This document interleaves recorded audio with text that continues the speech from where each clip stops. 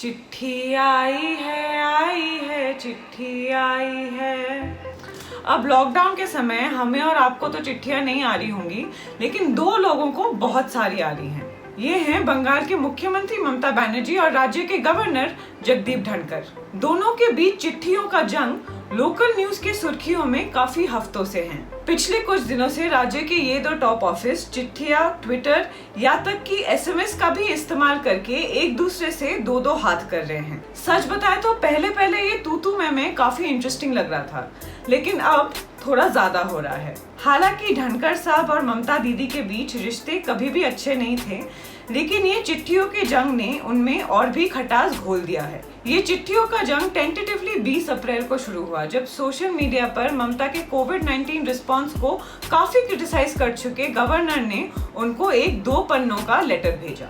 चिट्ठी में गवर्नर ने दोनों के बीच लॉक जैम खत्म करने और फंक्शनल मोड में लाने की बात की, ताकि राज्य में कोविड क्राइसिस को तरीके से संभाला जाए। टेस्टिंग किट्स और पीडीएस सिस्टम में कमियों की जिक्र करते हुए गवर्नर ने ममता से कहा कि वे उनसे इन क्रिटिकल इश्यूज पे डिस्कस करने के लिए टाइम निकालें। इस लंबी चिट्ठी के रिस्पांस में ममता ने एक 3 वर्ड का रिप्लाई दिया, जिसको देख के उस दोस्त की याद आ गई जो एक 100 वर्ड के मैसेज पे बस के बोल के रिप्लाई करता हो। मुख्यमंत्री ने लिखा, एंड आई कोट, मैं 20 अप्रैल की चिट्ठी के लिए आपका शुक्रिया अदा करती हूँ। आपको जाहिर तौर पर ये सुन के अच्छा लगेगा कि राज्य की पूरी मशीनरी कोविड-19 महामारी से लड़ने में जुटी हुई है। ये रिस्पांस लगता है धनखड़ साहब को कुछ पसंद नहीं आया और उन्होंने ममता दीदी को कुछ एसएमएस भेजे। ये सारे एसएमएस ममता ने गवर्नर को एड्रेस करते हुए अपनी अगली चिट्ठी में पब्लिक किया। 7 पन्नों के इस चिट्ठी ने पिछली चिट्ठी का छोटे होने का कमी पूरा कर दिया।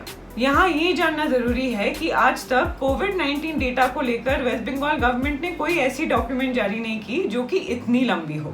ये 7 पन्नों की सागा लिखते हुए लगता है बैकग्राउंड में म्यूजिक चल रहा था, आ देखिए जरा किसमें कितना है दम। मतलब ममता दीदी ने कुछ ऐसे लाइनें लिखी जैसे कि, लगता है कि आप भूल गए हैं कि मैं स्वाभिमानी राज्य की चुनी हुई मुख्यमंत्री हूँ।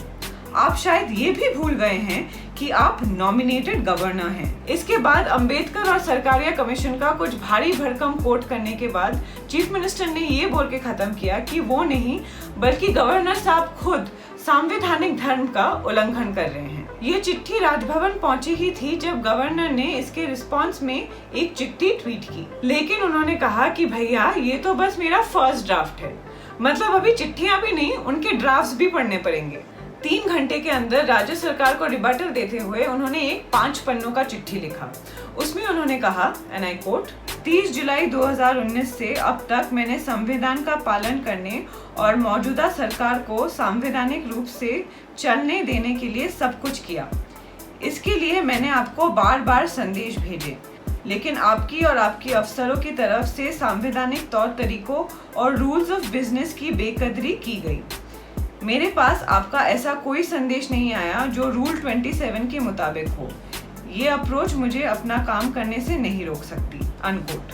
अब तक मेरे जैसे पत्रकारों ने टोटल 10 पन्नों के 2 चिट्ठी पढ़ चुके थे, जिसको देख के हमें लगा कि बस अभी ये ईगो क्लैश खत्म होने वाला है, बहुत हो गया। लेकिन नहीं, इतनी आसानी से कोई भी चीज ममता दीदी जाने देती हैं क्या? एक और चिट्ठी आ गई, इस बार 13 पन्नों की।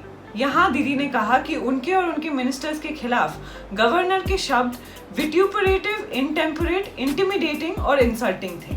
उफ, बहुत ज्यादा इंग्लिश हो गया दीदी, शशि थरूर बनना है क्या?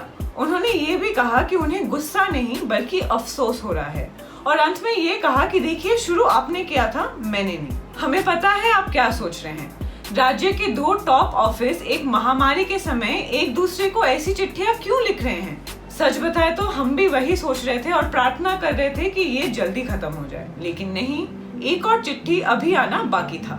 शुक्र है कि ये बस 4 पन्नों का था, जिसमें गवर्नर ने ममता को यूसर्पर ऑफ पावर यानी कि जबरदस्ती सत्ता हड़पने वाली कहा।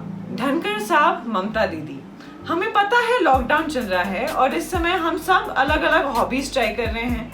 अगर आपको लेटर राइटिंग का हॉबी ट्राई करना है तो कृपया एक दूसरे के अलावा किसी और को भी लिख लीजिए, क्योंकि न्यूज फ्लैश, अभी महामारी का समय चल रहा है और इस समय में आप दोनों के ईगो क्लैश से किसी को लेना देना नहीं है।